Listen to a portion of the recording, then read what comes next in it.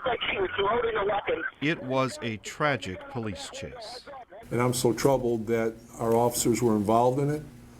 And I'm so troubled that those people died. More than 60 Cleveland police cars chased two unarmed people, 43-year-old Timothy Russell and his passenger, 30-year-old Melissa Williams, for almost half an hour before shooting and killing them in East Cleveland. These x-rays of Williams give just a sense of what happened. Each person was hit over 20 times. The day after, then Police Chief Mike McGrath, now the city's safety director, seemed to ask the precise questions that were on everyone's minds. Why did we get involved in a chase for over 20 minutes? Why did we have 13 officers involved shooting their weapons, firing 137 rounds? According to police, the chase began after an officer thought he heard a shot coming from Russell's car in downtown Cleveland. It may have been a backfire. Because he died, no one will ever know for sure why Russell fled, but again, he and Williams were unarmed. An Ohio Attorney General's investigation included this animation showing that once they had Russell's car stopped in East Cleveland, the Cleveland police officers were essentially firing at each other. We're dealing with a systemic failure in the Cleveland Police Department. McGrath and others have disagreed with that conclusion. Still, what is Cleveland to do to answer Chief McGrath's most often repeated question about that night? It's just a tragedy, and you try to make sense of it, and it's very difficult. All night long, I'm thinking, why? Many cities besides Cleveland have faced controversy over police-involved shootings, including Cincinnati, where things got worse before they got better. It was really not an option. It was there, It needed to be dealt with. The Justice Department was there. In April of 2001, Cincinnati's leaders were trying to end 3 days of unrest. 16 African-American men or teens had been killed by the police over 5 years, some of them unarmed. The last one was 19-year-old Timothy Thomas, who did not have a gun. Timothy Thomas's funeral was in this church. Pastor Damon Lynch said community leaders and the police realized something had to change, and they went for big and bold. We wanted to do something that, at the end of the day, brought Cincinnati together, some kind of collaborative attempt that whether you're a police officer or a policeman's wife or a young black male, whomever you are in this city, let us all come to the table.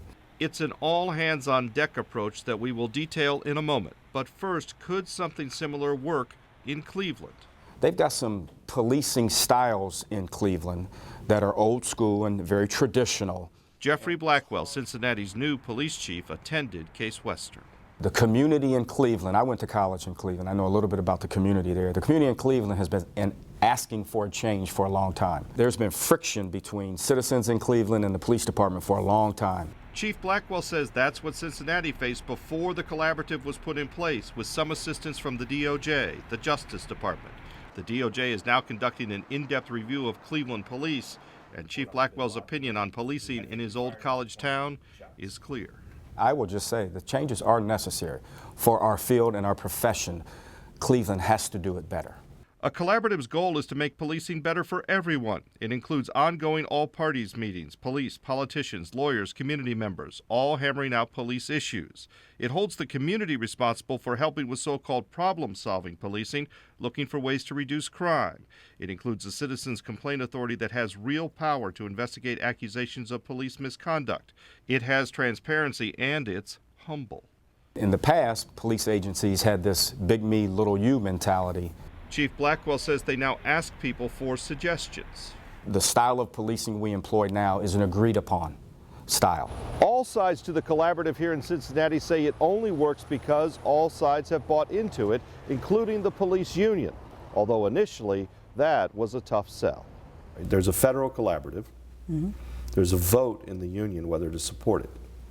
How do you vote? No. You vote against the collaborative? I vote against becoming a part of it. Kathy Harrell took it personally back then as an officer who'd been holding the line during the unrest. But ask her today about the collaborative. Have you changed your mind about that? Oh, completely. I think it's one of the best things we ever did. Harrell says having a seat at the table helps build trust, which helps officers do their jobs. It is easier because we have better relationships with the community and they've worked with us. Lawsuits are down on police officers. Lawsuits for use of force are down. The city, same thing. So it's better for the police officers? Oh, yes. I tell you, Bill, what was good for us is that we had a federal judge that would not allow us to think small. She instructed us to think bigger, go deeper, and hammer this thing out. Whether the Justice Department will involve a federal judge in enforcing any recommendations it may make in Cleveland is unclear. A judge no longer oversees policing in Cincinnati, but the Collaborative remains. What makes it work is constant engagement. Civil rights attorney Al Gerhardstein helped develop the Collaborative. Now, there is a growing sense that the police are partners in building a stable environment where we can work and earn money and live safely. And isn't that what people in any community want, whether it may be in Cincinnati or in Cleveland?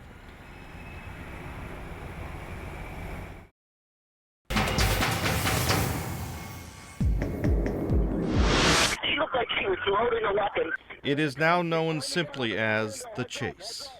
She just turning back around, pointing a firearm. Over 60 Cleveland police cars chasing two unarmed people, 43-year-old Timothy Russell and his passenger, 30-year-old Melissa Williams, for almost a half hour into East Cleveland before killing them in a hail of 137 bullets.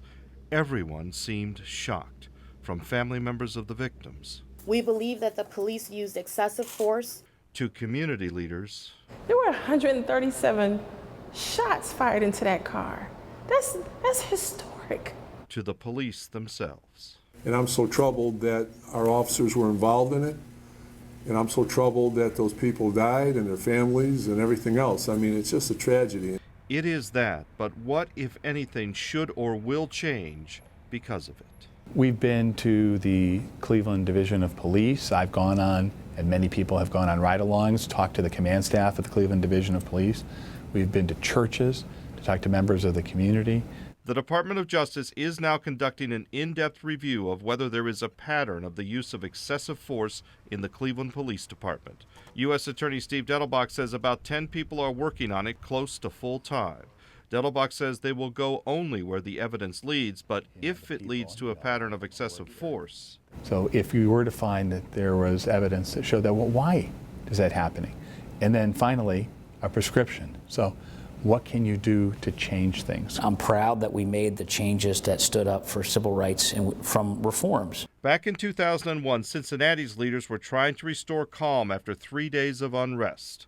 The police had killed 16 African-American men or teens in 5 years, some of them unarmed. The city and John Cranley, who then served on council, were searching for real answers and real change.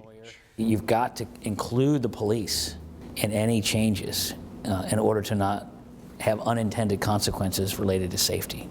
But over time, Cincinnati did get its police and its police union to buy into major, almost revolutionary changes. Change is difficult. Although it's inevitable, it's difficult because of the old school way we did things. But Scotty Johnson says the changes have led the community to treat the officers better, which in turn has made the officers' jobs easier and in many ways safer. And if you ask any police officer, would you rather come and scuffle and fight and have friction every time you make a radio run? They'll tell you, we want to be respected, we want to be appreciated. And I think cities have to recognize now, policing is about a collaboration and a trusting relationship with the community. It's not we do it our way and you get out of the way. It's let's do this together. What Cincinnati did was develop what is called a collaborative with the goal of making policing better for everyone. It includes ongoing all-parties meetings, police, politicians, lawyers, community members, all hammering out police issues. It holds the community responsible for helping officers with so-called problem-solving policing, looking for ways to reduce crime. It includes a citizens' complaint authority that has real power to investigate accusations of police misconduct. And it has transparency to the community. The original document that everyone signed up for wasn't that long, but we got so far outside the four corners of that document. I mean, and there was so much more accomplished, I think, than what anyone expected. The Department of Justice has, to some extent, used the Cincinnati Collaborative as a model for some other cities, including New Orleans and Seattle. The question is, could a similar approach work in Cleveland? There's an opportunity for change. Civil rights attorney David Malick represents the family of Melissa Williams, the passenger who was killed in Cleveland's tragic police chase. He says out of that tragedy, Cleveland has a chance to make a change modeled on Cincinnati's experience. Whoever could put this collaborative together, whoever can keep it together, whoever could monitor it, can propel the city of Cleveland into the 21st century. You're open to the idea as the union to be part of a group that looks at how to make it better. Absolutely. Police Union President Jeff Fulmer says budget cuts that eliminated community policing put more distance between officers and the community. He thinks the concept of a collaborative looks promising. Do you think the concept of working together like that could be better and safer for the officers you represent? It could. I mean, if we can get better equipment, if we can get more training, a lot of things fall on management. We get the correct management in there. It could be a lot safer for us and things could go a lot smoother. The NAACP would definitely want a voice in the process. Sheila Wright, the Cleveland NAACP Executive Director, says her organization would favor having a federal judge involved in any collaborative, as Cincinnati did for years, a judge who could order changes if need be. I think it would be necessary to have someone with that kind of influence and authority to be engaged in this process and remain engaged. That is what Cleveland should know from Cincinnati. It wasn't easy, it wasn't fast, and it isn't overnight. But if you're committed and you're dedicated to making a change, it can change. Everyone says Cincinnati changed for the better, for both the community and the police. And everyone in Cleveland wants to prevent another tragedy like the chase. Change is likely coming to Cleveland. The questions are, what will it look like and who will be on board? Bill Scheel, Fox 8 IT.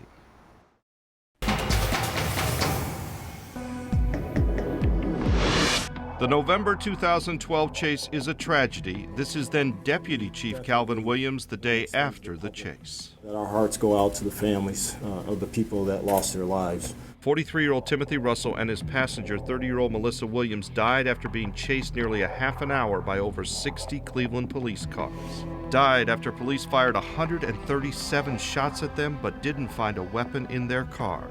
The chase started after an officer likely mistook a car backfire for a gunshot. There's a penalty for running for the police. The penalty is not death. About 2 weeks ago, the I-Team reported on remarkable police changes that have taken place in another Ohio city, Cincinnati, a city that saw 3 days of unrest in 2001 after a series of police shootings. The police department and the community now work together through a collaborative, an arrangement where the police and the community agree on how the police will do their jobs. The big fix, I think, was increased accountability and better supervision. Cincinnati's police union now says its officers' jobs are easier under the collaborative, and officers told us they feel safer. But Cincinnati didn't get there alone. Both the Department of Justice and a federal judge helped with the collaborative. In the wake of Cleveland's deadly chase, the Justice Department is now investigating Cleveland police. How much of how you do business has to change? There are a lot of things that we are going to change, that we need to change.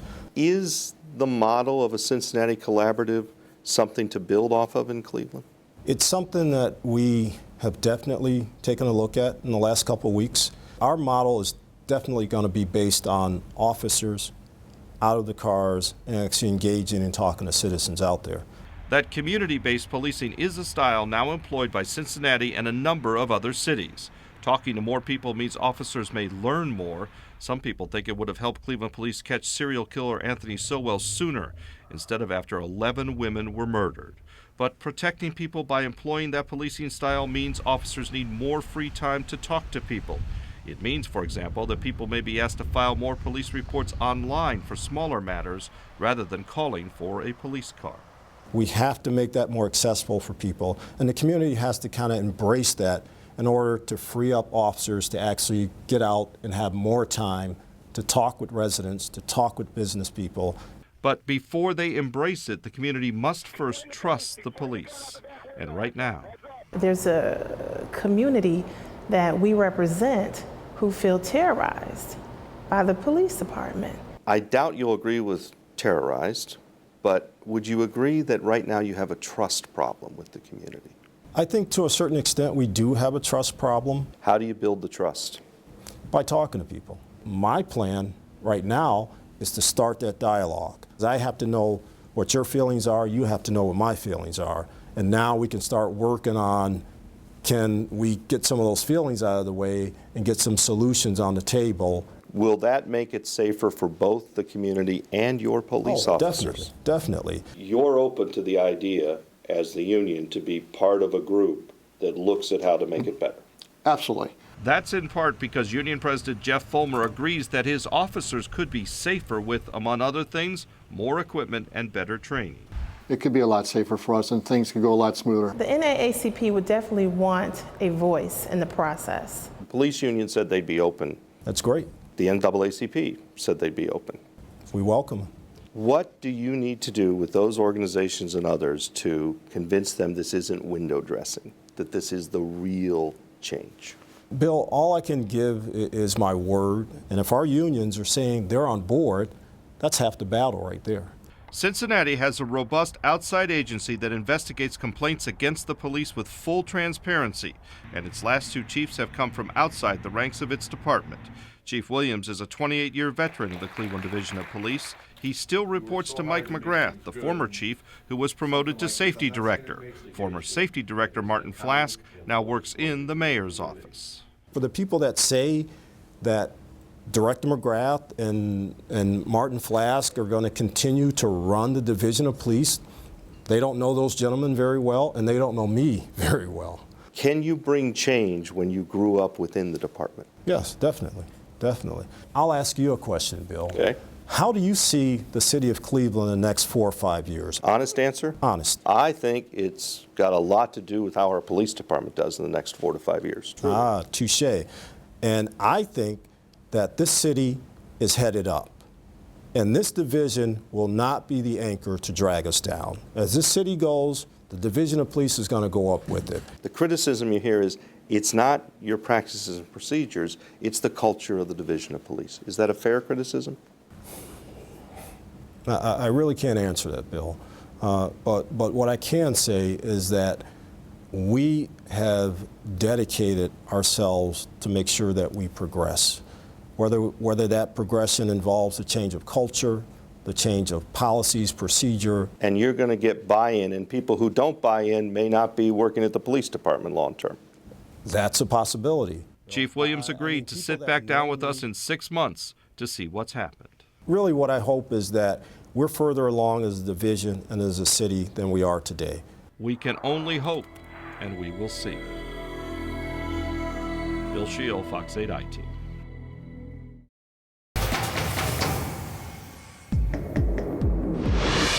In the wake of the almost unbelievable 2012 police chase that left 2 people dead and all the other incidents detailed in the Justice Department's at times scathing report, what's the hope for Cleveland? That its police department goes through a transformation similar to what took place in Cincinnati. In every facet of policing changed in Cincinnati. There was a new understanding that the community that we were policing in wasn't the enemy. Earlier this year, the Fox 8 I-Team profiled the changes that took place in Cincinnati after 3 days of unrest in 2001, following the killing of 16 African Americans by the police in 5 years, some of them unarmed. The Justice Department launched a sweeping investigation, just as it has in Cleveland, that led to a collaborative, an enforceable agreement between the police and the community, an agreement that would have been unthinkable even 20 years ago. Policing was vastly different then. And I think cities have to recognize now, policing is about a collaboration and a trusting relationship with the community. It's not we do it our way and you get out of the way. Chief among the reforms in Cincinnati was the establishment of a Citizens Complaint Authority, an independent oversight committee with real power to investigate police conduct, including police shootings.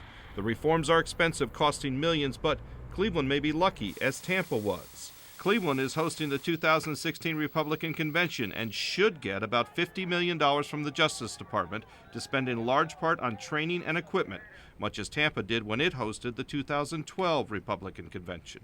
It's a different style of policing, and I think our cops are better cops, and they're better at dealing with community people from the training and the experiences that they had during the RNC.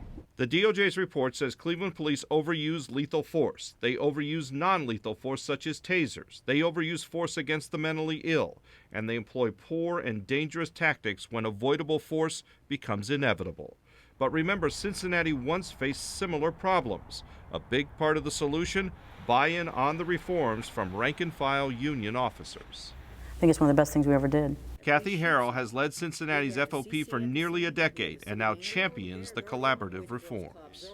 And you're telling me it's still a dangerous job, but it's not harder. In fact, it's easier, correct? Actually, it is easier because we have better relationships with the community and they've worked with us. The police union chief told us the buy-in is the officers are safer after the reform. Is that your experience across the country, that if there is buy-in from the police, the officers and the community are both safer? The point you make is a really critical one. Everybody wins if these consent decrees are done in an appropriate way. And the officers themselves, when viewed more favorably by the community, are in an environment, I think, where they are, in fact, safer. A safer community and a safer police force. That's how everybody wins. Bill Scheel, Fox 8 I-Team. And the defendant is discharged. Officer Michael Brelo was found not guilty on Saturday in connection with his role in the deaths of 2 unarmed people at the end of a highly controversial 2012 police chase. While there were arrests over the weekend, most of the protests remained peaceful. The city still has to see how the entire legal process plays out regarding police officers' conduct in the Tanisha Anderson case, a mentally ill woman who died after police restrained her. And a grand jury will likely decide if any officers should be charged in the death of 12-year-old Tamir Rice, who police shot and killed after mistaking his airsoft pistol for a real gun. As we reported last year, Cincinnati implemented many of the changes to policing now being proposed for Cleveland, but only did so after widespread unrest. What, in your judgment, might help make Cleveland different, that we stay peaceful while we implement all these reforms? It's based on what the police, the chief said. It is how we as a community behave. Is a defining moment for us. Mayor Frank Jackson says he respects the protesters and that people should see that the agreement with the Justice Department is a sign that the city is serious about police reform. It is who we are as a city. And as we move forward, whether it's the things that are pending before us, the challenges, or new things that will arise, we believe that this agreement will help us work through things in a way that the community believes that they are truly being heard. Officials caution the agreement should not be seen as a magic bullet. Test of, meeting the promise of this agreement, it can't be and it shouldn't be perfection because people aren't perfect. Okay, the test is whether the systems are in place to minimize the chances of that occurring. And for all its nuts and bolts, the agreement is really aimed at improving the relationship and the respect between the police and the community.